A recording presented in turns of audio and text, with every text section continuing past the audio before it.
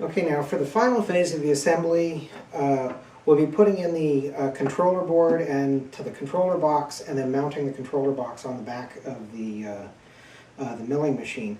Now the first thing you want to do before you take your board out of the bag, you want to make sure you've cleared away any loose chips or metal shavings or anything, because if you get a short on this board, then you'll never be able to figure out why it's not working.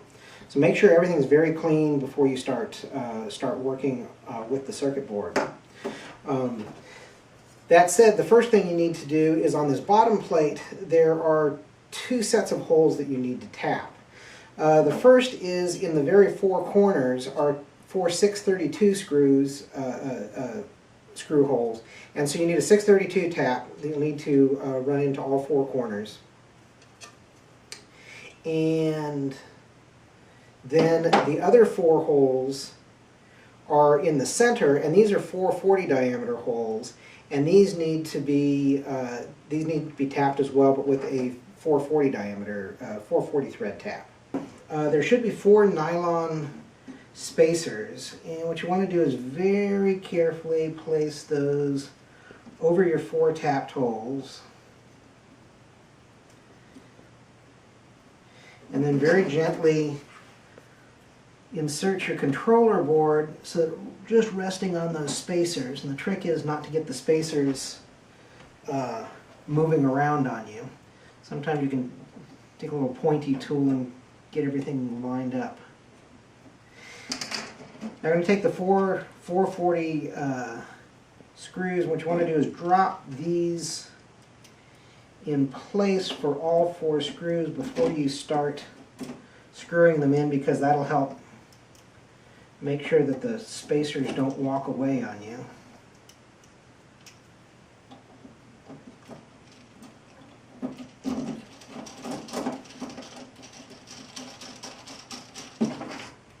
Now the next step is we have to put our switch assembly in place. So the first thing you want to do is basically the switch assembly is a switch, a connector, and an LED.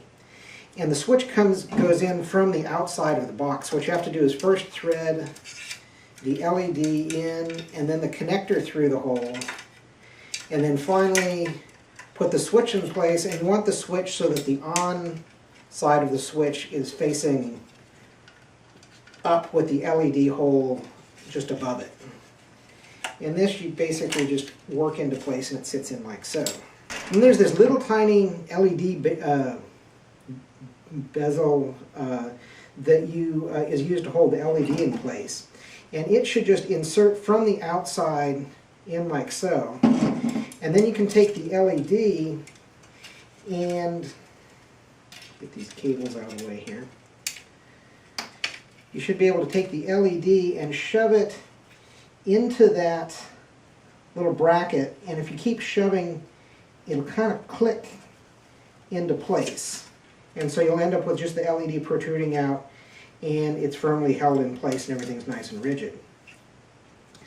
Now what happens is this 4-pin connector then goes over to the 4-pin connector near where the power jack is. And that's going to be our setup for, tuck that under the edge of the board and hold that in place. So that's the setup for our power cord. And you can just train that cable underneath the board to get it held in place.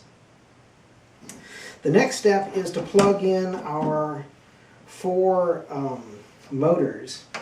So now the location of the motor connectors is the x-axis is going to get plugged into this connector P1, the y-axis into P2, and the z-axis into P3 here. There are little tiny labels on the board. So we've got the x-axis here. So it's going to plug into the x-axis connector. And what we're going to do is we're going to, there should be a little rubber grommet that's already mounted on the cable. And that should fit into that slot there. So you want to bend the cable down, and so everything sits nice and flat there. Then you want the cable for the Y motor. And the Y motor is this one mounted on the back. It's going to go into P2. And again, put this grommet in place here. You can put it on the second slot down. And these things are going to want to flop around on you a little bit until you actually get the cover stuck on there. And then finally the Z-axis is going to plug into P3 over here on the other side of the board. And flex this cable around and get the grommet in place. Like so. So now we've got the 3 connectors plugged in. And so now we're going to take the cover, and you notice one side has little indentations for the grommets. So it's going to slide on top of here, and what we're going to do is have it located so it captures the tops of the grommets. So basically everything should look like this when it's all stuck together. Now we're going to get our 632 screws to put in the corners here. Okay, so now we have the cover assembled here, and the controller box is then going to go get mounted on the back here. One thing you'll notice, there's one extra hole here because there's some additional connectors on the board that aren't currently being used, but for future use it might be nice to get a cable out there, but we're going to be using that for now. So what you might want to do is take a little piece of tape of some sort and just cover up that hole just to make sure that chips aren't going to get in there. So now finally what we can do is take the controller box, and it mounts to these 4 screw holes on the back.